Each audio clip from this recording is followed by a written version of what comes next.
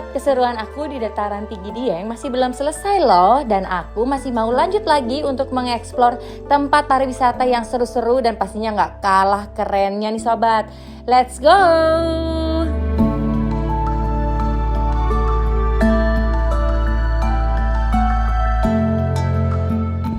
Selamat pagi sobat, sekarang saya sudah berada di salah satu telaga yang menjadi favorit dan orang pasti bakal kesini nih. Ini Telaga Warno dan Telaga Pengilon. Jadi ini telaga unik banget deh. Yes, udah deh daripada saya banyak bicara, langsung aja kita masuk dan lihat langsung ya. Jangan lupa ambil tiketnya dulu. Lagi satu orang ya. Ya. Kayaknya bakal seru nih. Ayo kita masuk. Ya. Ya, kasih.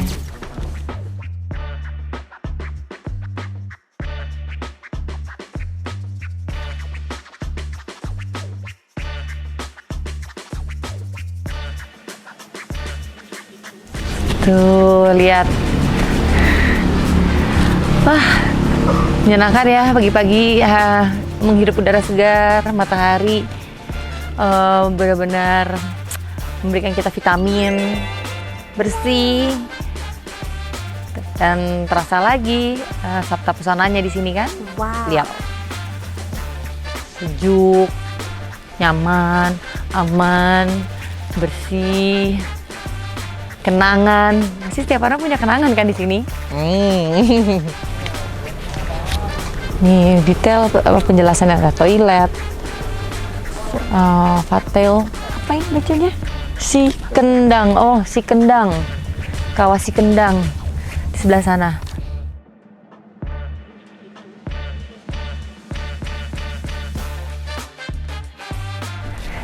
Ya, hai Telaga Warno, luas sekali ya. Dan ini lagi surut. Biasanya sampai sini nih, sampai ke depan-depan. Tapi juga tidak menghilangkan keindahannya karena dia benar-benar mengcapture semuanya kayak lukisan alam banget gitu. Terus gunungnya ada, langitnya ada, telaganya juga cantik. Dan ini kita masih bisa mencium bau sulfurnya di sini. Masih kelihatan ada keluar tipis-tipis uapnya.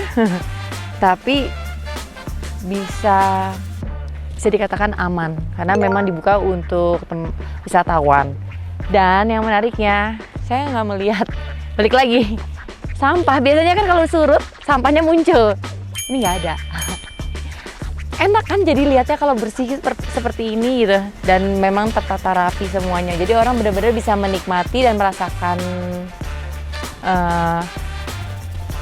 euforia yang berbeda saat masuk ke dalam telaga. Karena kan biasanya identik dengan kayak aduh masuk telaga membosankan, kayaknya gitu-gitu aja. Enggak, di sini beda, percaya sama aku, beda.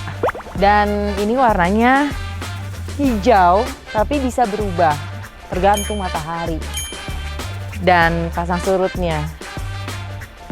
Dan dilihat dari ketinggian untuk mendapatkan perbedaan itu dan perubahan warnanya. Lihat ada burung-burung, jadi ada kehidupan tuh di situ walaupun dari sulfur. Sekarang kita ke Telaga Pengilon, telaga tetangganya. Oke.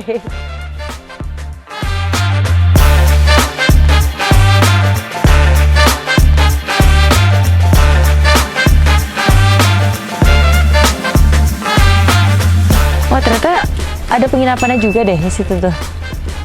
Coba bener, ada garden Dieng buat makan kali ya. Yang menariknya juga tertata rapi, pertanamannya tuh dipikirin gitu, kayak peletakan bunganya di sini, terus rumput-rumputan yang merambat, yang padat, jadi nggak kelihatan tanah, tertutup rapat, bagus banget.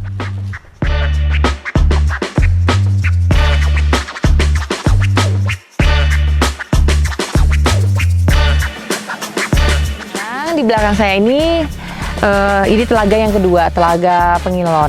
Dan telaga ini air tawar. Dan uniknya lagi, kita sempat lihat dari ratapan angin di atas sana. Tinggi banget untuk melihat dua telaga yang berdempetan ya ini di belakang ini di si Telaga Pelingon sama Telaga Warna.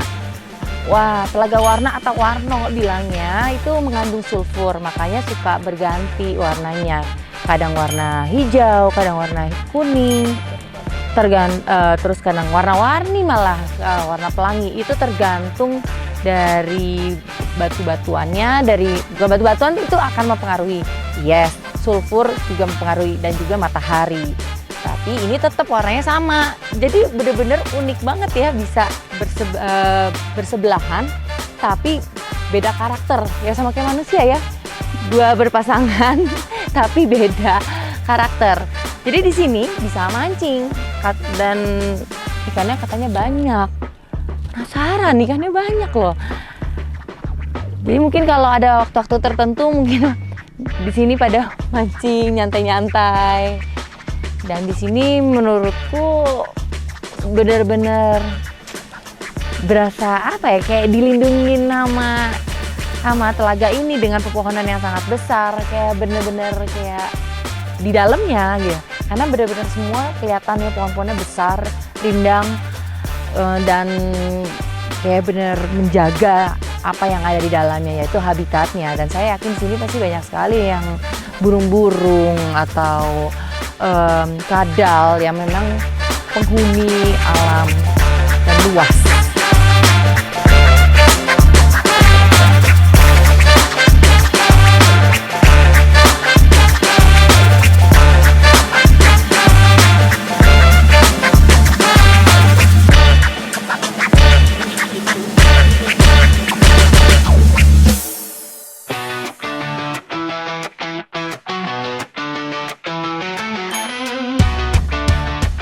Sekarang kita mau ke perkebunan teh bersama Pak Puji dan bersama si kecil jiwa. No. Dia udah antusias banget karena ini juga bagus ya buat anak-anak untuk berkenalan dengan tehnya dari mana, karena kan cuma minum. Ya Pak Puji, boleh dibantu diarahkan kita? Ayo. Hati-hati. Hati-hati ya.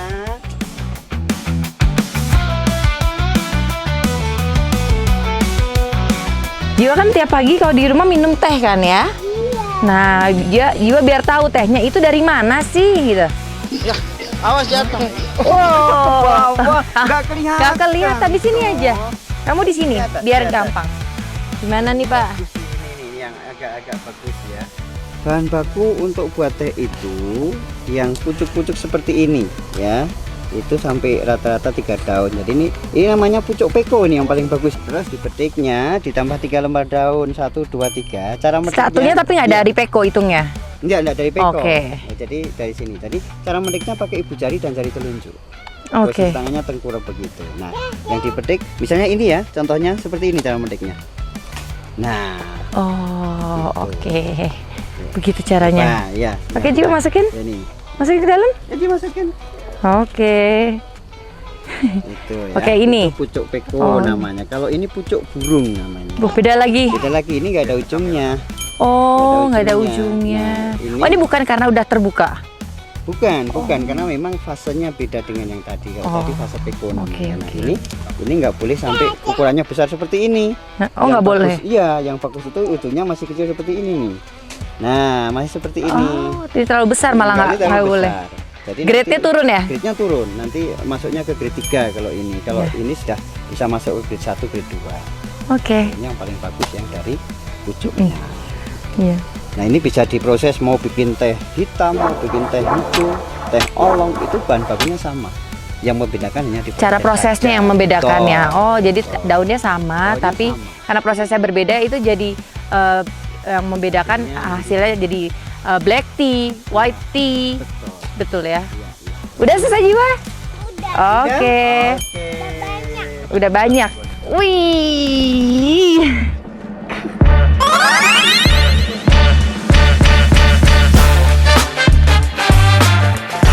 Tadi kita udah melihat perkebunan tehnya ya, udah petik-petik. Sekarang kita mau nyeduh ya Pak Puji ya? Iya, nanti kita masuk museum dulu. Kebetulan tempat penyeduhan teh itu ada di atas sana. Oh, Jadi nanti ya kita masuk sampai sana, nanti ada sejarah teh. Mulai dari teh ini kan dulu milik pemerintah Hindia Belanda. Oke. Ya, sampai nanti menjadi teh hitam. Termasuk ada yang menemukan teh pertama kali. Ya, itu Pertama namanya kali? Kaisar Senung. Ya. Kaisar Itu Senung? dari Cina. Iya. Oke. Penasaran nih. Kapan teh ditemukan? Ini ya. asal mula kata teh. Asal mula kata teh. Nah, saya ini lagi berada dalam museum teh. Cerita tentang teh. Jadi, asal mula teh itu kita bisa lihat dari sini Mbak Nadia. Nah, jadi teh itu ada yang menyebut ca, ada yang menyebut Mana? teh. Ini Jati. ya. Nah, Apa kenapa teh? disebut ca? Itu karena penyebarannya lewat Darat. darat. Dan kalau disebut teh itu karena penyebarannya lewat laut. Sebetulnya sama, ca dengan teh itu nggak ada bedanya. Kayak chai tea? Ya itu karena dihasilkan kan sekarang banyak produk teh kan apalagi di Cina itu kan banyak sekali hasil-hasil teh dengan merek dagang yang cukup banyak juga. Oke. Hampir semua termasuk dimulainya perdagangan teh ya sampai sebaran teh ya di semua negara. Kebetulan kalau Indonesia di urutan ke-7. Ya, yang nomor 1 itu Cina. Jadi paling Paling banyak besar. ya produksi tehnya tuh Cina. Nah, ini alat yang sekarang kita gunakan. Kalau dulu manual ya, kita menggunakan tadi kan menggunakan tangan gitu kan, karena daun teh itu harus dipilih hanya 3 lembar daun gitu Pucuknya aja ya? Jadi, cuma lama-lama orang bekerja di perkebunan juga agak kurang kurang tertarik gitu. Nah, untuk meningkatkan pendapatan pemetik sekarang kita pakai gunting. Jadi ini, nah begitu ya. Cuma ini contoh saja, ini Iya. nggak terawat karena memang ini udah Iya, nggak iya. dipakai ya. Biar cepat dapatnya banyak ya. Cepat dapat banyak, langsung masuk keranjang. Ini sejarah tehnya sampai menjadi PT Tambi. Ini teh Setnya. poci ya. Jadi kalau di Indonesia kan ada beberapa tradisi minum teh ya. Kalau di Indonesia itu ada yang namanya teh poci di situ ya. Terus kalau di Solo ada namanya jajengan dan macam-macam. Nyanet itu di Jawa Barat. Nah, nyanet itu yang bahasa. Oke, lanjut ya. Ini foto-foto sejarah dulu.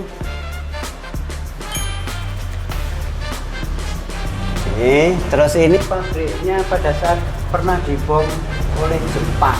Kenapa? Ya, karena dulu dikuasai oleh Belanda, jadi Belanda cukup lama, terus Jepang masuk, tapi Jepang juga nggak lama. Ya, kurang tahun hanya kurang lebih 2 tahun setengah. Dan begitu ini rusak, kita bikin pabrik sementara pakai. Bang rotan ya? Mungkin nanti untuk penyeduhan tehnya, sebetulnya kalau penyeduhan secara garis besar itu kan kalau untuk black tea gitu misalnya black tea itu biasanya di titik-titik antara 90-95 ya. Antara black tea dengan green tea juga titik-titiknya beda. Oh, cara penyeduhannya beda. Itu tidak sama dan yang jelas nggak boleh digodok. Nanti akan lebih jelasnya dijelaskan oleh Mbak Elis ya, dia yang biasa menyeduhkan teh. Nah kebetulan ini teh artisan. Teh artisan. Oh, teh artisan. Oke. Iya. Kebetulan hari ini seduhnya teh dewi merah spesial merah. Tambi tea. Oke, teh merah. Tambi itu punya beberapa jenis teh. Nah kebetulan teh yang terkenal di kita itu TB merah 1 dan TB merah 2. Oh, oke. Itu turunan sinensis dari Cina. Oke. Ini BOP dicampur dengan chamomile. BOP dicampur dengan chamomile. Chamomile ya. Kalau ini Yang ini TB merah, Tambi merah. tambi merah, yang isinya apa tadi? Isinya murni Rempah. Ini enggak, ini murni Yang teh. oh, murni teh. Iya, Yang tadi dibilang rempah sama Rempah? bunyi. Belum. Oh. Jadi satu tea bag ini bisa diseduh 2 kali. Tapi jangan direndam terus. Jadi 3 menit diangkat, nggak boleh lama-lama direndam. Kenapa? Berubah rasanya Iya, pasti, tapi ada efek lain nggak? Sebetulnya di kertasnya itu kan ya biarpun itu secara sertifikasi sudah oke ya, tapi kan tetap ada klorinnya. Ah, oke. Tapi nggak masalah asal tidak lama-lama gitu. Kalau direndam terus juga nggak boleh. Direndam terus dalam arti 1 jam, Iya, Iya. tidak boleh. setengah jam? Iya, Nggak boleh. 15 Kan biasanya kalau ibu-ibu gitu lagi arisan, itu biarin aja malah minta refill gitu. Iya, Kan, nggak boleh. itu kan mudah larut kan hancur nanti kalau kelamaan. Kecuali kayak gini ya. Iya. Ini nggak apa-apa. Nah, kalau itu kan ada penyaringnya ya. Nggak masalah. Teh itu sebetulnya kan begini, tidak boleh disatukan terus dengan ampasnya itu lama karena akan terjadi fermentasi ulang. Oke. Good point. Banyak kan teh gitu ya, malah minta refill. Iya, malah Nggak boleh. lagi gitu.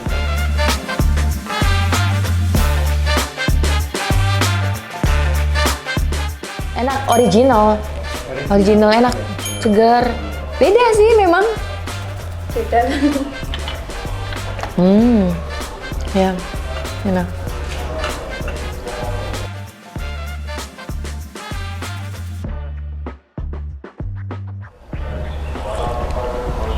Original karena ini belum ada gula, belum ada pakai madu. Kalau pakai madu kan boleh juga ya? Nggak boleh pakai gula menurut saya itu, Pak. Sebenarnya, tapi terkadang kan banyak yang pengen teh manis. Manis Iya. gitu. Jadi sarannya kalau mau minum teh manis, manisnya dapat dari mana? Pakai madu boleh. Madu. Iya. Yang Selvia apa? Sylvia. Oh iya. Apa? Dari Gula apa? ini. Kan ada tanaman khusus yang Ya. digunakan untuk bahan pembuat gula. Iya. Dan itu rendah apa ya? Rendah kalori. Ini warnanya beda sendiri karena ini basicnya kan pakai green tea. Green tea. Kalau yang ini kan black tea. Iya, ini black tea, ini Pakai BOP sama chamomile. Emang lebih keras dikit tehnya apa ya? Lebih padat dibandingkan ini. Apa ya bilangnya? Lebih strong. Iya. Tapi enak. Chamomile juga tercium, ada aroma menenangkannya itu. Warm home. Ini yang pulang ke rumah. Yang pulang ke rumah. Pulang ke Ada rumah. Cengkeh sama serai. Oh, cengkeh serai, jadi wangi dong. Iya.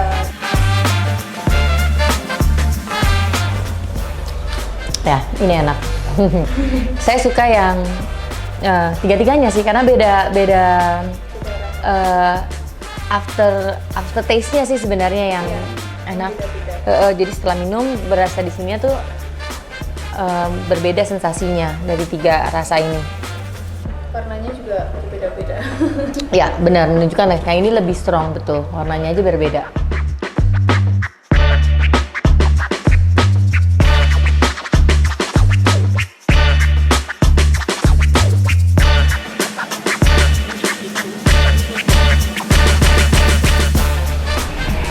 Ya, benar-benar hari ini pengalaman yang berbeda ya. Kita metik tehnya, kemudian diseduh, lalu sekarang kita bisa menikmati sambil melihat keindahan alam bebas seperti ini. Udara segar, menunjukkan sekali, dan memang banyak pilihannya juga di Resto Teh Kambi ini. Jadi layak untuk dicoba.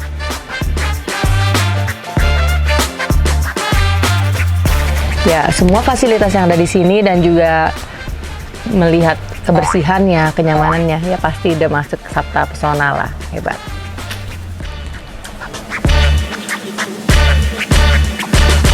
Ya, setelah udah keliling tadi ke Telaga Warno atau Warna, Telaga Pengilon, sekarang waktunya kita explore candi-candi kali ya. Seru.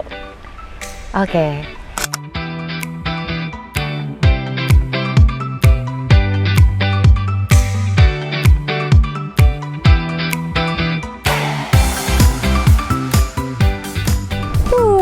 Sekarang saya sudah berada di Cagar Budaya Candi Bima, dan katanya candi ini unik banget. Masuk ke dalam karena kita akan lihat sama-sama. Ayo.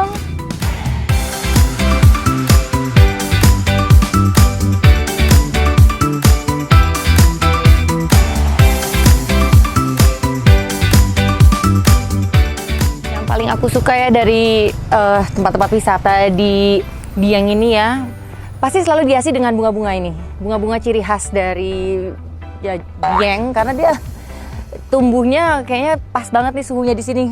Kita banyak ketemu di Jakarta, banyak kan di acara perkawinan atau acara apa ya, kayak buket-buketnya si bunga itu. Tapi di sini tumbuh dari tanamannya langsung.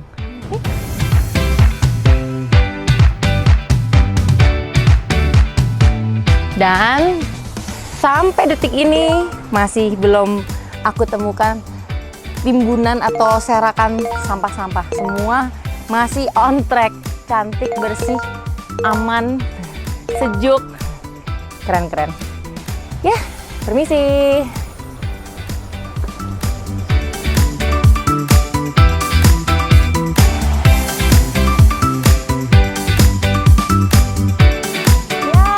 Sudah sampai, enaknya nggak usah terlalu jauh.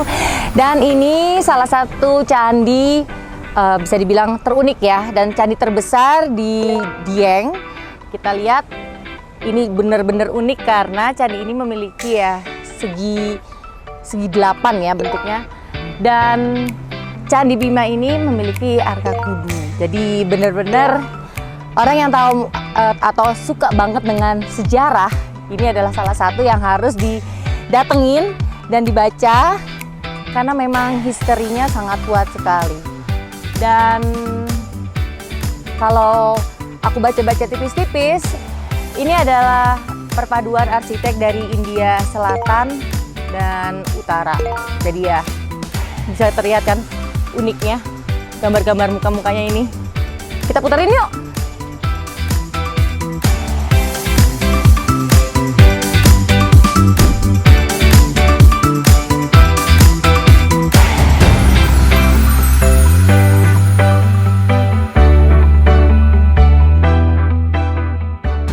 Yes, Candi Gatot Kaca, dan ini semua berdekatan ya, candi-candinya menarik banget ya. Jadi ya kita langsung masuk aja, dan yang menarik selalu menarik lihat, bener kan? Aku kayak ngefans jadinya sama dia ini, kok semuanya himbauan dan bener-bener diikutin, nggak ada sampah sama sekali. Dan ini deket banget dengan pemukiman dan juga deket jalanan. Harusnya kan kotor ya, ini nggak kotor. Dan ini Candi Gatot Kacanya. Menarik ya? Ayo kita mendekat. Jadi keunikannya di Dieng ini, pembuatan candinya itu tidak di waktu yang bersamaan, abad 7, abad 8. Makanya bentuknya juga berbeda-beda dan penyelesaiannya pun juga berbeda gitu. Ini nggak ada kepalanya gitu ke depannya sini. Nah, penjelasannya ada di situ juga. Oh, tuh, tidak kalah luas dengan kompleks Candi Arjuna. Nah, menurut tulisan Candi Gatot Kaca disebut sebagai candi dengan corak asli Dieng yang paling kental. Oke, saya juga baru belajar nih.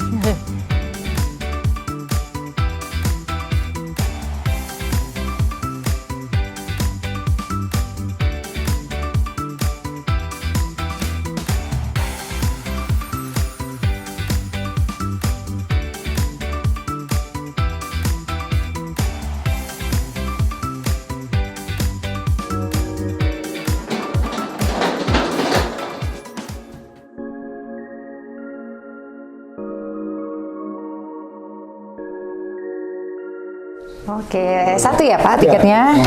Makasih. Sekarang saya sudah berada di Museum Kailasa. Yes, harganya 5.000 aja. Dan ini bercerita tentang ada apa di Dieng. Bagaimana sebelum dan sesudah letusan Dieng. Nah, ini tentang peradabannya. Dan kayaknya harus kesini kalau ke Dieng. Biar tahu, sama-sama belajar. Dan saya mau belajar sekarang.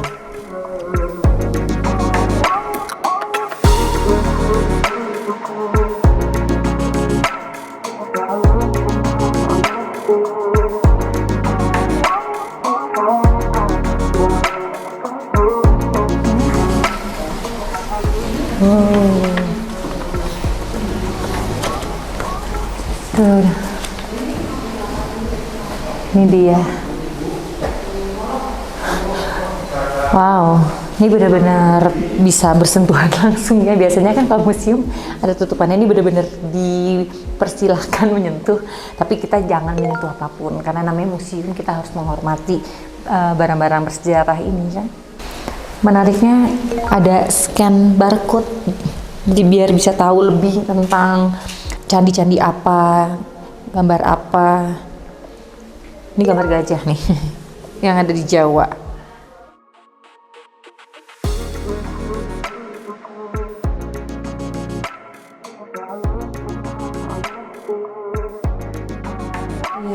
Ini kehidupan sehari-harinya, yang mana mungkin ada masih beberapa masyarakat menggunakan tools ini ya. Ini kelengkapan petani juga masih dipakai sampai sekarang sepertinya. Kalau kita lagi jalan-jalan di kebun teh atau ya pertanian, pasti juga masih sering ketemu barang-barang ini.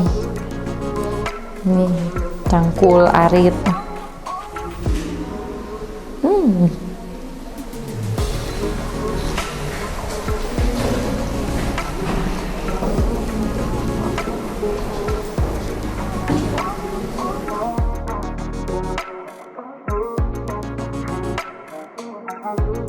Rambut gimbal ini dibilang menganggap mereka adalah keturunan dari leluhur atau pepundhen Dieng. Kayak motong rambut itu ada upacaranya. Oh.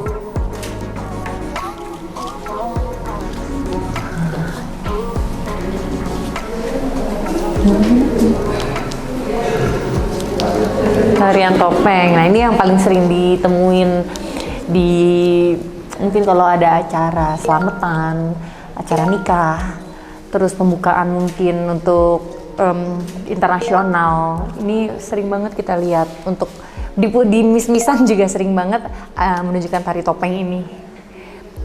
Ini juga ini familiar dong. Barongan macan. Ditutup ya? Kenapa ya? Oh, emang begitu caranya ya pakainya? Ternyata.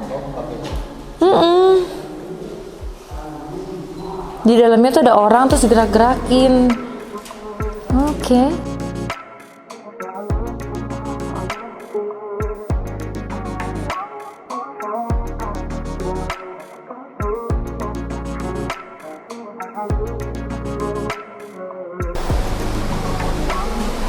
Menarik kan? Lihat. Artinya Dieng sendiri tuh punya arti. Di berarti tempat, gunung, bermakna dewa. Demikian Dieng berarti tempat persemayam para dewa dan dewi. Dalam ya filsafatnya itu loh. Iya, aku tuh baca buku tentang Atlantis dan letusan Gunung Dieng tuh ini banget, ketara banget, dan melambangkan di Dewa Siwa tuh turun lagi marah katanya. Ini Dewa Siwa, Dewa Wisnu sama Brahma. Ya. Kudu, nah ini nih aku baru familiar kudu. Di India kudu tidak hanya diisi wajah dewa tetapi juga wajah raksasa disebut Timutabufus sebagai penolak bala. Diisi wajah ya ini kayaknya maksudnya. Iya. 24 kayaknya kudu Candi Bima banyak dicuri nih. Salah satu-satunya candi yang mempunyai kudu. Ini enak ya, museum ini Kailasa ini tidak terlalu besar, tapi ilmunya banyak banget, pengetahuannya juga cukup. Menurutku kenapa cukup? Kalau orang penasaran pasti akan cari tahu nih, browsing di mana-mana. Tapi dengan info yang menurutku pas, tidak terlalu banyak, tidak terlalu sedikit, itu membuat orang menjadi penasaran. Dan museum ini bisa memberikan berita-berita atau kesinambungan antara candi satu dengan candi lainnya. Karena kalau udah keliling di Dieng ini dan melihat candi-candi yang ada, pasti langsung, oh ternyata ini ya, oh ternyata itu ya gitu. Salah satunya yang aku pelajarin ya tentang si kudu ini si Candi Bima doang yang punya nih ternyata gitu. Dan menurutku ini adalah salah satu yang harus didatengin pada saat kita berada di Dieng. Kalian harus datang ke sini.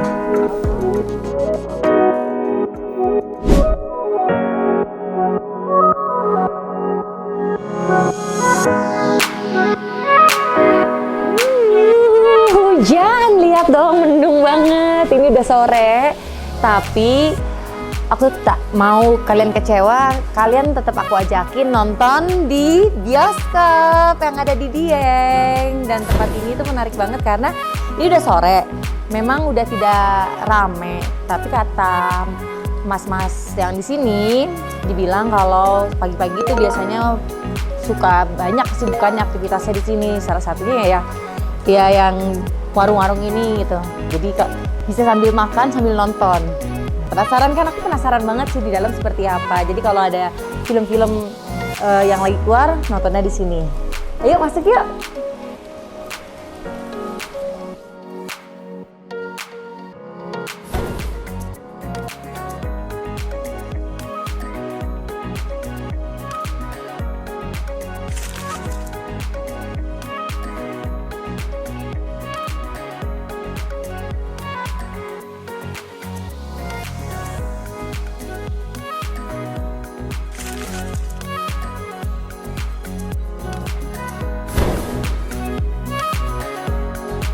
Nah, ya kurang lebih tadi 30 menit kita melihat tentang ini ya, si Diengnya sendiri dari dalam dan luar. Jadi ya kalau kita keliling-keliling, alangkah baiknya kalau kita juga harus tahu ceritanya dulu nih, sejarah peradabannya si Dieng sendiri. Nah, pas jadi keliling-keliling kan, oh ini ternyata ini ya nyambungnya, oh ini candinya begini ya. Jadi semakin seru, kayak bener-bener kita menciptakan cerita perjalanan kita dengan bertualang dan mencari kayak harta karun tempat-tempat wisata.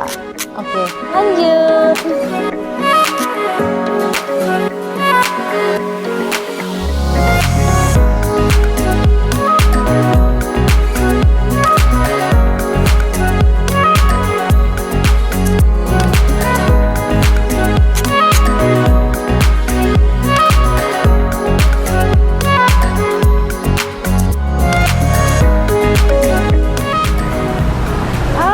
Waktunya kita beli oleh-oleh yang benar-benar ciri khas dari Wonosobo. Nah, aku sudah di Aneka Boga Heritage dan di sini mereka punya benar-benar yang ciri khas dari Wonosobo. Oke, kita ambil ya. Ranjangnya dulu, ketahuan membawa banyak nih. Oke. Ups, maaf. Oke. Pertama, ini yang paling terkenal, karika. Jadi kalau kita ke Dieng tuh ada tuh tanamannya tuh, gitu. Kita bisa langsung petik, tapi untuk pengolahannya butuh waktu. Ini kemudian sirup buah karika. Ini banyak sih yang bawa kalau lagi jalan-jalan ke Wonosobo, terus kalau lagi balik ke Jakarta gitu ya, mereka pada bawain kayak gini-gini. Terus ini juga kacang-kacangan, sangat terkenal kacang-kacangannya. Ini kacang Koro Dieng. Kita mau coba juga. Nih. Oh, yang ini jamur kancing. Nah, ini juga enak banget nih. Terus yang harus juga dibawa untuk bawa oleh-oleh, ini dia. Ding ding ding ding ding ding ding ding ding ding. Mie ongklok nih sebenarnya. Mie ongklok ini paling enak sebenarnya makannya langsung di Wonosobonya sih gitu. Tapi kalau belum ada kesempatan, bolehlah kita bawa, suruh icip dulu. Itu lombok hijau super pedas. Kita akan bawa ini juga. Lalu crispy cabe. Rasanya apa ya tuh? Dan ini juga nih, berapa kali kalau lagi nongkrong di warung atau di restoran, ini tempe kemul kres. Ini juga oke.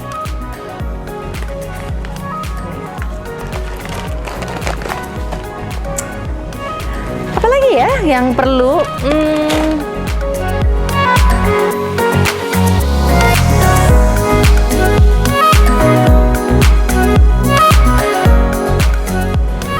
Sepertinya saya sudah cukup nih bawa oleh-olehnya. Jadi happy karena semua yang dicari ada di sini.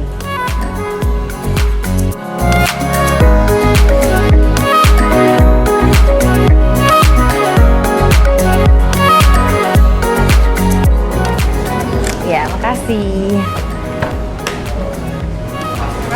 Ya, thank you. Terima kasih. Sudah bawa oleh-olehnya dan I'm so happy. Sekalian, one stop udah dapat semuanya. See ya.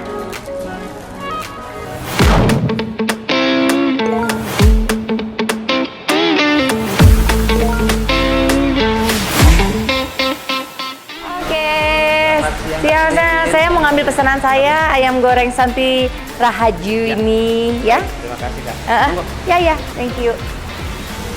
Jadi ayam goreng kita ini dari tahun 1984 Kak. 84 ulang tahun saya dong. 84. 40 tahun yang lalu dong jadinya. Iya, kita bukanya dulu di 1984. Oke. Dan ayam kita ini spesial Kak. Jadi kita buatnya 24 jam. 24 jam seharian. Jadi kita ungkep dulu, kita bacem 24 jam pakai bumbu rahasia dari kita. Nah itu baru kita setkan untuk hari berikutnya. Oh gitu. Kita juga ada juga di sini sate jamur Kak. Sate jamur. Oh itu enak banget tuh. Nah, sate jamur ini kita kasih bumbu khusus juga dari kita, ada bumbu kacang. Bumbu racikan ini ya, ada turun menurun keluarga. Iya. Bisa dicoba Kak. Bumbunya kita ada kacang, kalau untuk sate jamurnya ada kacang, terus ada bumbu bawang putih juga di situ, ada bumbu gula merah juga, nanti pasti rasanya cenderung manis dan sedap Kak. Oke, pasti sih udah apa ya, udah berasa gitu ya, kayak diceritain isinya ini kayak enak banget sih. Semoga bisa jadi berkat buat kami. Amin, makasih banyak ya. Jadi saya langsung tunggu aja ya, karena mau ke acara selanjutnya yang ini ya, pesanan saya ya. Oke, makasih ya, sehat selalu ya, terima kasih. Asik, sudah ada di tanganku ayam goreng Santi Rahaju ini, karena memang orang-orang juga banyak yang ngomongin tentang ayam goreng ini, terus bumbunya katanya berasa banget. Jadi I'm so happy sudah dapet. Oke, biar lebih cepat lagi, udah ayam diambil, sekarang lanjut ke acara berikutnya.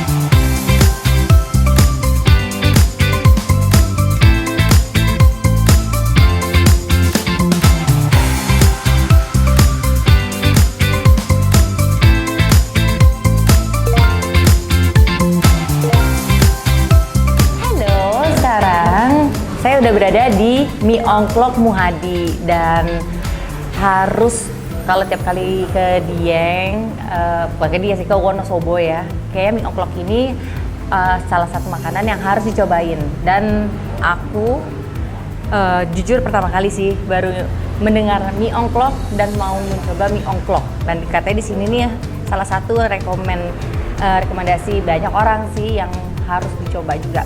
Oke, ini Mie Ongklok. Dan aku juga baru tahu Mie Ongklok itu ternyata partnerannya sate sapi. Dan ini dalamnya tuh, dia aku kira kuahnya itu ya berkuah gitu kayak air, ternyata lengket, kayak mungkin kayak papeda, tapi ini versi lebih softnya. Nah, ini contekanku nih isinya apa aja nih. Nih bahannya ada mie, kutai, sama kol. Ini ada kolnya tuh. Tuh. Lihat. Wow, terus ini mie-nya. Terus nama kuahnya kuah lo. Terus terdiri dari ebi, bawang putih, tepung kanji, gula Jawa, sama kaldu ayam kampung. Dan memang benar sih, ini yang buat kenapa jadi lengket-lengket ini dari tepung kanjinya nih. Tuh. Oke, kita coba ya. Sama sayurnya nih. Oke.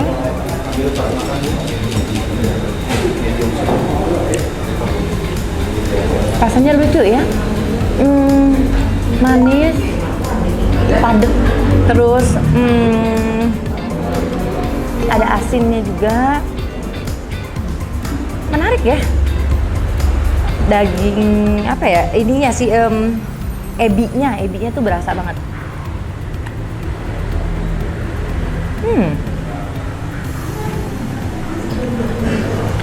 Nagih sih ini. Sekarang aku coba di satenya ya.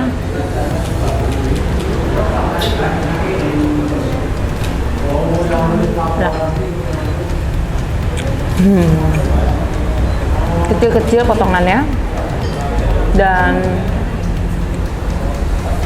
lagi pencinta sate sapi Ini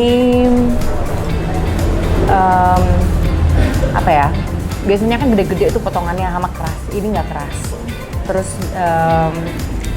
di mulut tuh nyaman, bukan nyaman ya, kayak nggak harus berusaha keras gitu loh untuk dikunyahnya dan meresap bumbunya.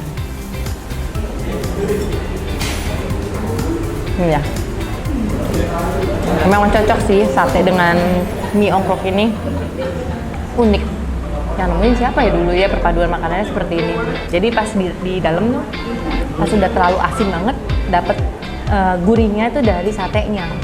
Jadi di mulut tuh netral. Oke, enak. Apalagi ya?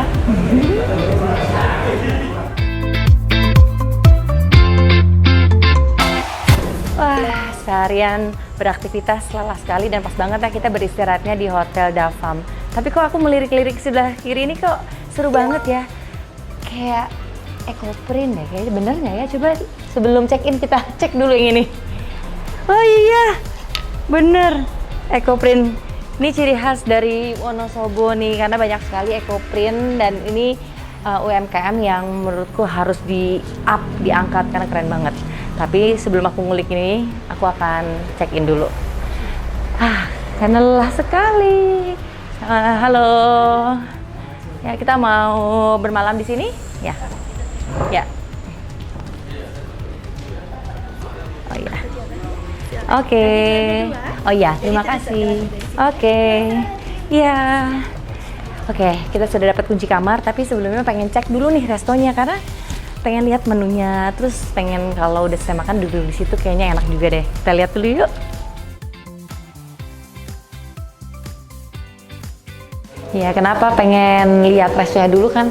Karena katanya di interiornya tuh menarik, karena juga ini dari masuk sampai sekarang menarik banget. Interiornya kayak cute, simple, tapi still elegan, estetik ya. Jadi aku penasaran. Tuh, view-nya bagus.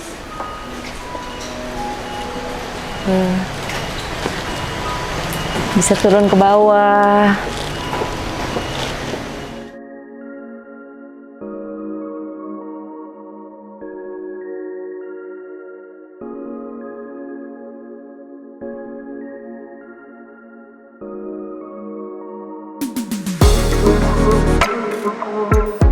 Ya, ini restonya bagus. Terus open space, jadi bisa langsung melihat ke luar, langsung berasa alamnya. Dan di sini permainan lightingnya juga menarik. Jadi warna-warna yang ingin di highlight itu bisa memunculkan keeksotisannya dari tempat ini. Jadi menarik banget ya. Nice. Nah, udah nih resortnya, ini restorannya. Sekarang kita mau ke kamar ya. Oke.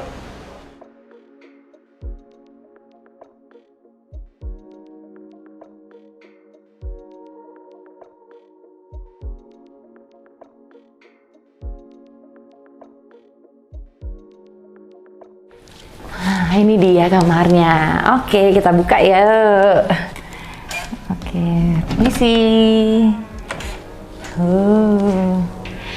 Enak sekali.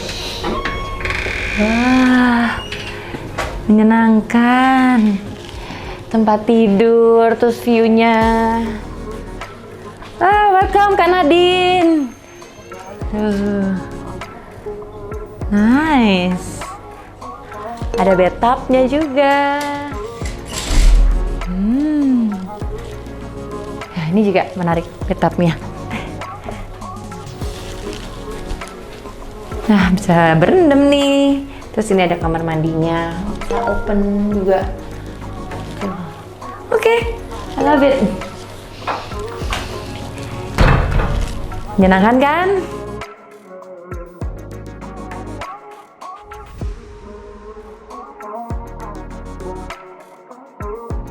Selamat datang di Hotel Davam Wonosobo. Kami dan seluruh karyawan, kami berharap agar selama menginap Ibu merasakan pelayanan terbaik dari kami. Semoga semua kegiatan Ibu di Wonosobo dapat berjalan dengan lancar. Amin. Terima kasih. Ya, sudah sampai, barang-barang juga udah masuk semua dan waktunya istirahat. Besok ikutin kegiatan aku lagi ya. Dan sekarang pengen relax. Selamat istirahat.